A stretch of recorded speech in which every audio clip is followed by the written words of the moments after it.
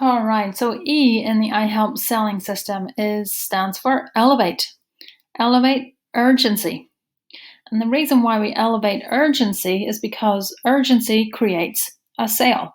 If you do not do a good enough job of creating urgency, of elevating urgency, you're highly unlikely to make a sale. Okay, so this is important to actually come at this with the mindset of you're doing this in service. So if you feel a little bit awkward about asking someone about their pain or making them feel uncomfortable, the mindset is that you're actually serving the person by doing that, because ultimately you're going to be able to help them and relieve their pain more in your program versus just on the sales call. Okay, so do this in service. Now, let's look at how we're going to elevate urgency.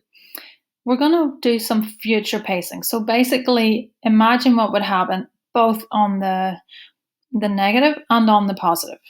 And we're widening what we call a gap. So we're creating a gap in the negative and in the positive, and we're widening that by creating urgency. Okay, so let's look at the negative side of it. In other words, the opportunity cost. What's it going to cost them if they don't solve the problem? So rather than just read it like a script, you can kind of say this in a conversational type way. But just to give you an idea of some questions.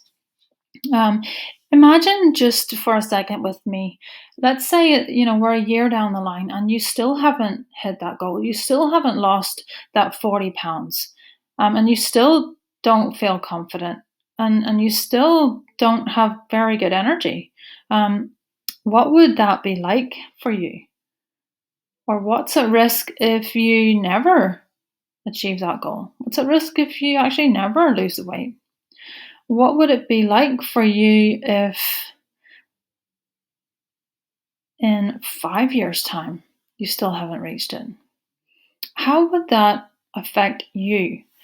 How would that affect you? Okay, so we're looking at how it would affect the person plus how it would affect other people. So the ripple effect and the impact of that. So let's look at the person. So how would that affect you? Like how would that affect your confidence? So we're really kind of diving in there. And then once they answer that, then let's look at others outside of them. So for example, if they've indicated that their motivation is more family orientated, then of course go down that line. So how would that affect your family? Or how would it affect, if they've said it's more about their performance at work, how would that affect your business or your team or your clients? Or how would that affect your ability to get your message out to the world? What's the financial impact of not solving this problem? If you had to guess, how much would you say it's costing you every year this problem continues? So this is really relevant, especially if you're talking to, let's say, a business owner or somebody who works in a way that their performance indicates their pay, and they might be able to get promotions or things like that. And also, if they've indicated that if they don't lose the weight, they're going to have to probably maybe pay for surgery. They might become diabetic. They might have to get some limbs cut off. Really go down that path. Really allow the person to experience the pain. They might have to start to understand things that they've never actually been asked before. Okay, so make the problem and the reality of the problem of what happens if they don't solve it, bring that into the moment in service.